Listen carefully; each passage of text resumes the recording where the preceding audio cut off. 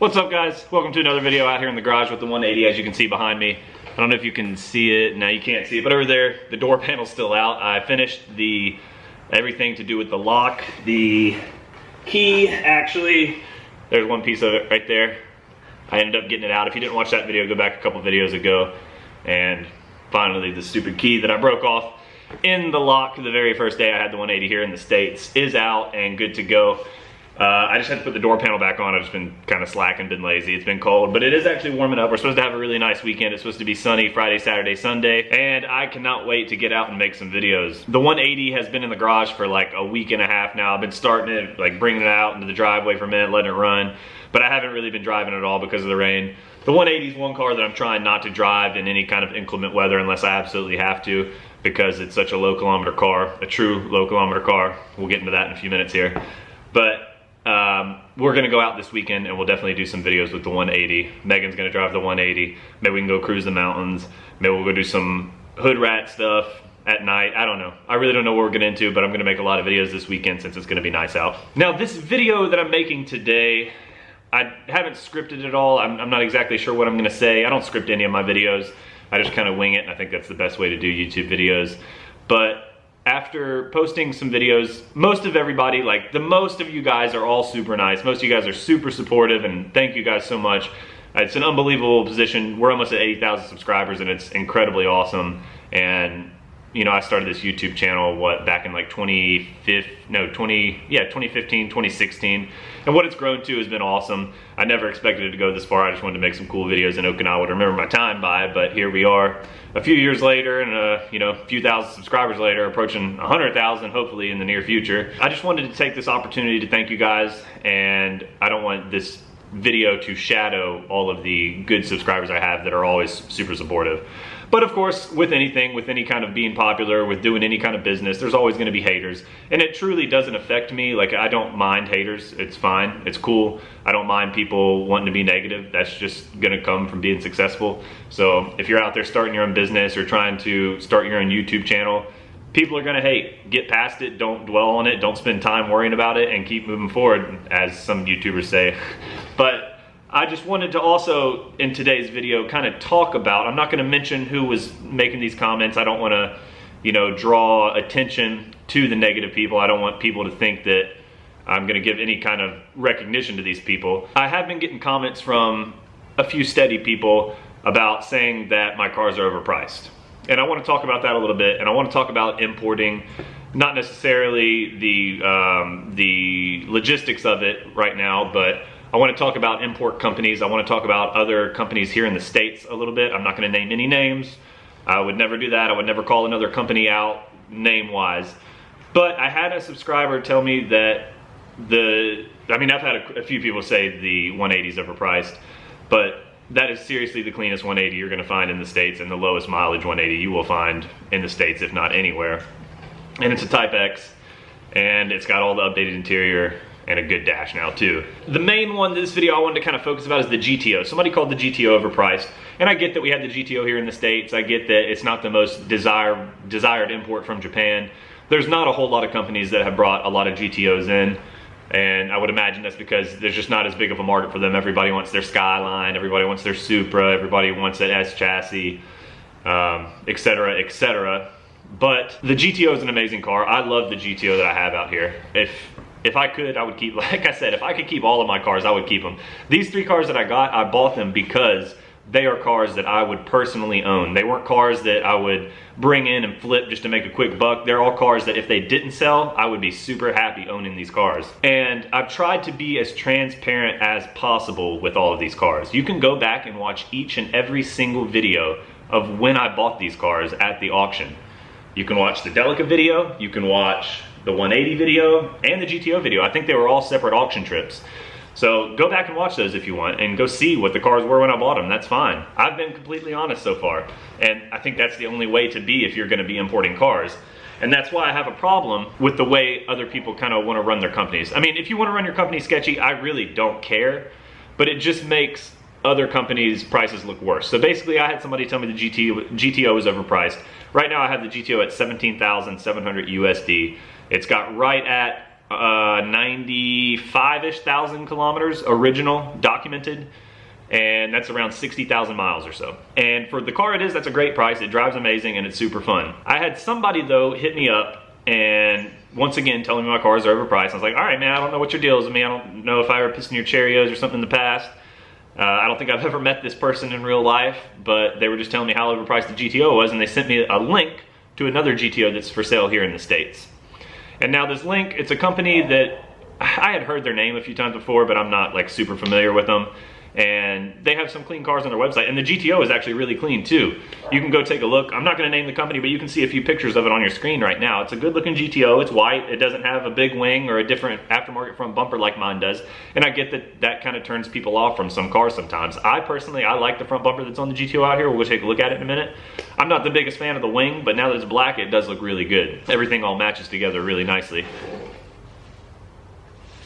Somebody's trying to get the hose out of the side yard. Let me go help. All right, anyways, back at it.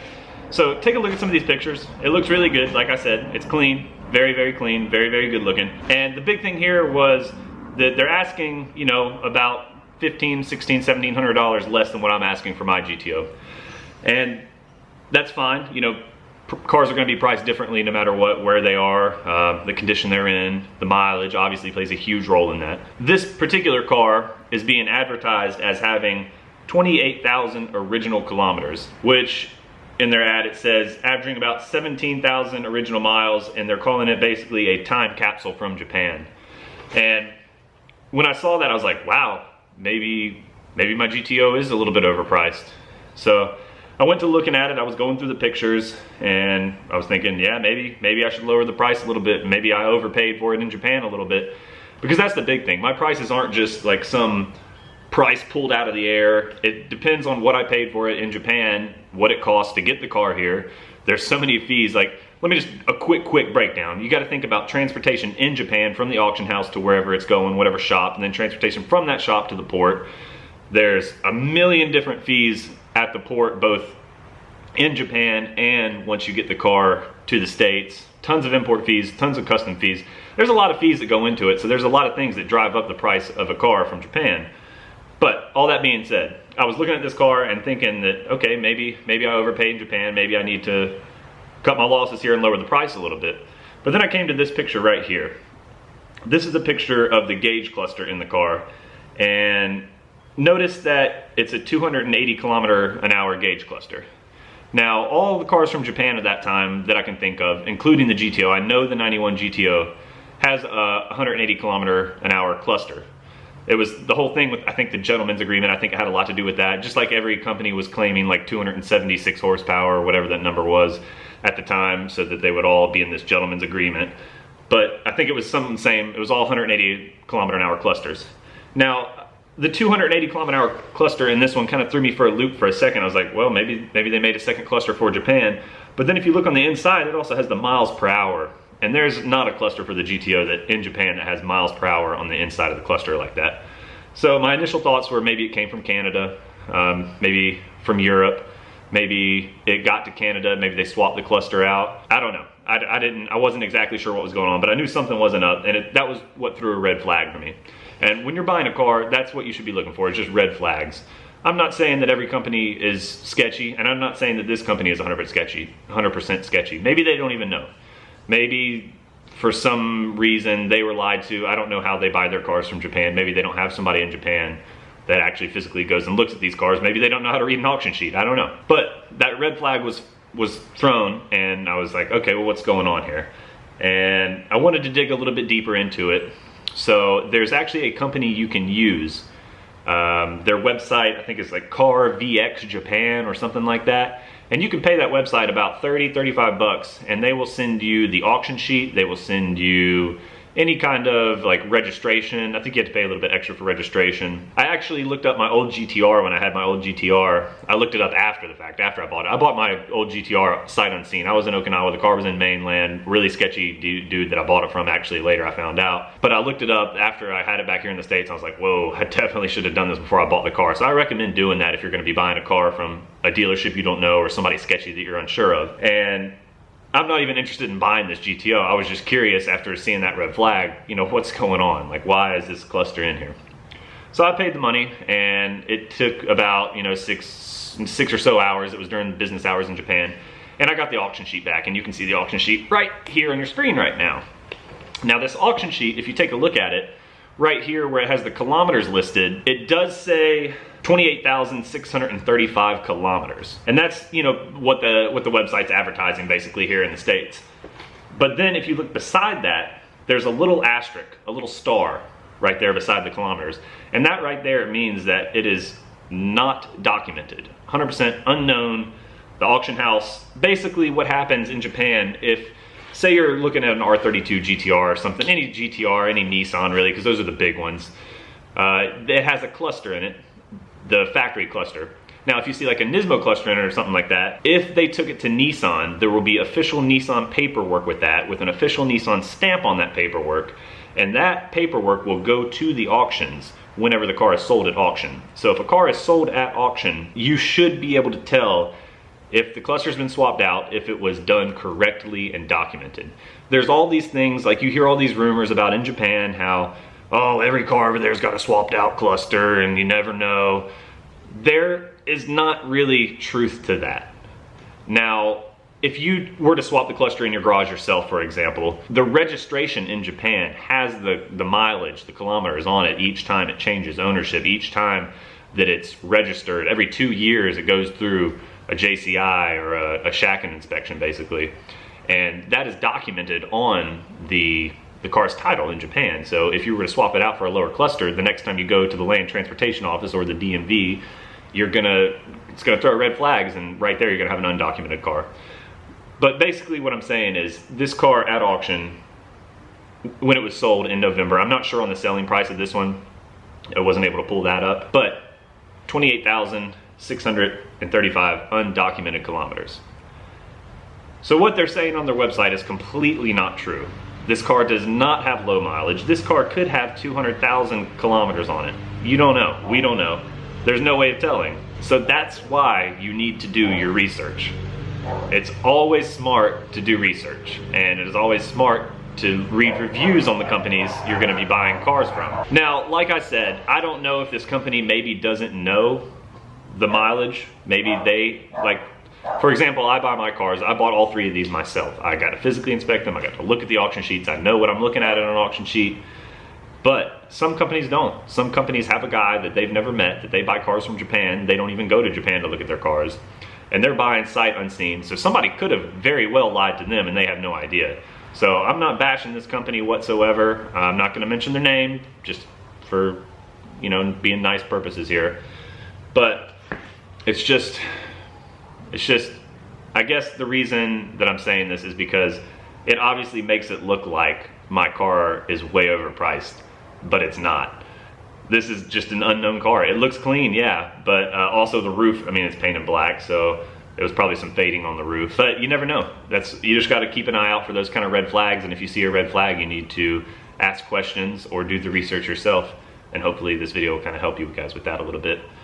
So, I'm not saying this is a bad car, I'm not saying don't buy it, but I'm saying definitely go take a look at it and definitely ask questions if you're gonna buy it. And definitely, if you see a car on a website for sale that says it has less kilometers, look for those red flags and don't go judging other importers, other businesses for their prices. There's a reason the prices are set the way they are. If you think my prices are high, that's fine, go buy this car. This car, maybe it has 100,000 kilometers, maybe it has 150, maybe it has 500,000 kilometers, who knows?